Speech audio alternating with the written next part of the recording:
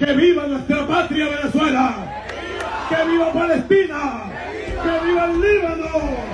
¡Que viva la patria grande! ايوه خوتي، راح رئيس من اكثر الرؤساء مناصرة للقضايا العادلة في العالم، ومن اكثر الرؤساء مناصرة لفلسطين، مناصرة للقضايا نتاع الدول المظلومة والشعوب المقهورة في العالم. حتى المويتة خوتي غادي نبقوا ساعة يبيكون رئيس كيما هكا، حتى المويتة. فرعونا القذافي، فرعونا صدام، فرعونا بزاف رؤساء وبزاف شخصيات خوتي. الامريكان ومنظمات الصوص العالمية قضات عليهم نهائيا ودارت عليهم انقلابات وقضات على الحكم تاعهم نهائيا. كون باللي هذا الرئيس الفنزويلي هذا نيكولا مادورو ماشي قضبوه بسبب القوة الأمريكية والقوة العسكرية الأمريكية، هذا تم القبض عليه بسبب خيانة داخلية، دخلوا له حتى القصر تاعه حتى غرفة النوم تاعه وشدوه. فما غاديش تقول لي خوتي الامريكانيين الكوموندونس تاعهم تنمو واعرين وفور بزاف، قدروا يخترقوا كاع فنزويلا ويدخلوا حتى القصر الجمهوري ويشدوا رئيس عنده حمايه. هذا قضبوه بسبب سلموه تسليم اهالي كيما نقولوا، سلموه الجيش نتاعه والناس اللي دايرين به خانوه وسلموه للامريكان. انا ما رانيش نقول بلي هذا رئيس مليح خوتي، هذا ديكتاتور، اوني بيان داكور افيك.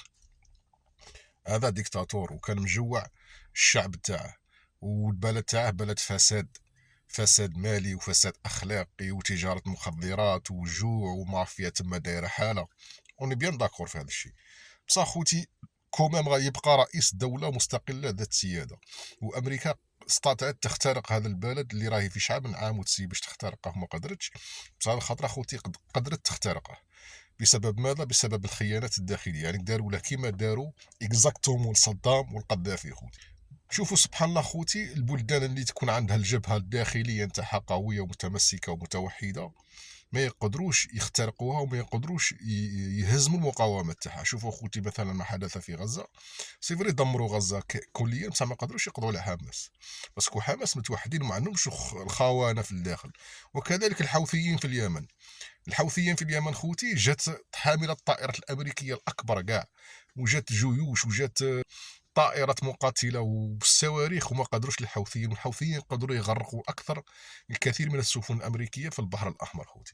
علاش؟ باسكو في وسط الحوثيين ما كاش الخونه خوتي، والله ما كان خونه، متوحدين داخليا، عندهم نفس العقيده نفس الايديولوجيه ونفس الاهداف يتمشوا عليها.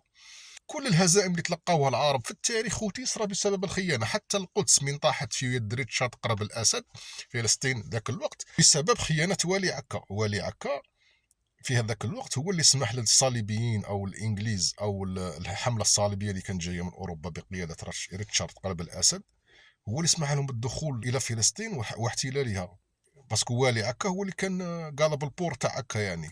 وقال للجنود هذيك الليله قال لهم روحوا ترقدوا، وكان متفاهم مع الجنود نتاع الصليبيين، دخلوا واستعمروا كامل فلسطين خوتي.